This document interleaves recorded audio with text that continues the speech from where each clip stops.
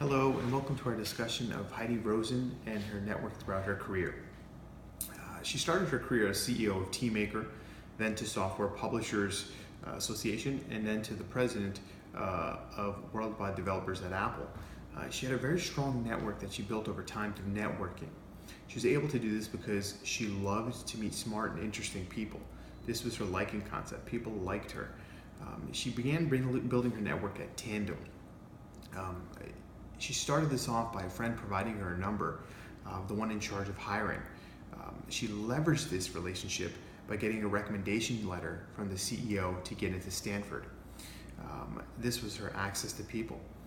She started building relationships with the press by having them, review her product to get the name out there. She joined different technology groups. She joined the board of Software Publishers Association by becoming the president. This was her industry exposure. Again, access to people. She liked spending her time developing relationships with people who she thought were interesting, smart, not only powerful. She said it's better to get to know them before they become famous. She sold a personal publisher product to SBA because they didn't have enough capital for that. So this is when she started seeking out venture capital backing through Hummer Winblad and Draper Associates. She then had to maintain and leverage her network. She did this through consistency and performance. She came to Worldwide Developers Relations at Apple with celebrity status. People loved her. They said that she was the CEO of Silicon Valley. She used her voice with her experience at Teammaker and president of SPA. She had backing in the developer community for around 14 years. And then she's also an advocate for Apple. She built her network at Apple, and she also tested her existing networks, which I think is extremely important to see how strong her network was. She had to call in favors. She called in Bill Campbell at Intuit and other industry leaders to say, hey, can you please put out quotes saying we're still with Apple, we haven't lost hope, we're still backing them. She used three big things to build and maintain her network, which they stated were access to people, performance, and consistency. She was able to do all this. In around 1997, she left Apple to become what's called a venture capitalist. Her network was her strongest asset as a venture capitalist. She was brought on as an outside director, this is for startups who had at least one venture capital backing. She gave her time and her experience in return for equity staked in the company. She helped these startup companies with her industry contacts that she had built. Again, her network over time becoming stronger and stronger as a venture capitalist. She used these industry contacts.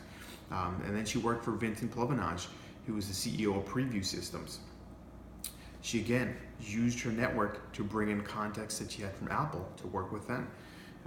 She introduced Brian Gentile to Sun, Ellen Levy to SoftBook's Jim Sachs.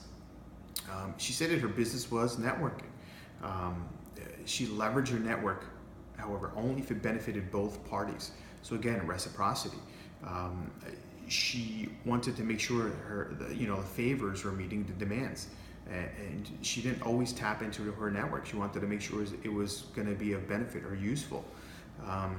There was times that she also said that she used her social activities with business. She had dinner parties at her home. She had high-tech industry individuals with great networking opportunities again, and they said that she had made spaghetti and meatballs in her home. In around 1999, she went to SoftBank to become a venture capitalist. Didn't carry any financial weight. She had the desktop and software backing experience, however, little internet exposure. This again, she's strengthening her network now to get into the internet field. She was brought on for mentoring and to use her executive contacts. Again, influence and network success.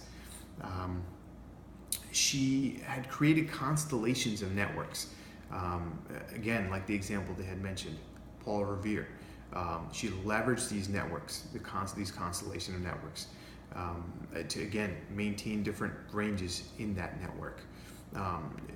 She had the qualities of liking. She used reciprocity. She had authority. She was consistent, again, as mentioned in the Apple example. She was a giver. She was a true giver. She wasn't a doormat. She was authoritative. She made sure, she did what she had to, but she wasn't stepped on. She enjoyed helping others, making these interactions and introductions, and she was successful because she knew when to ask for help.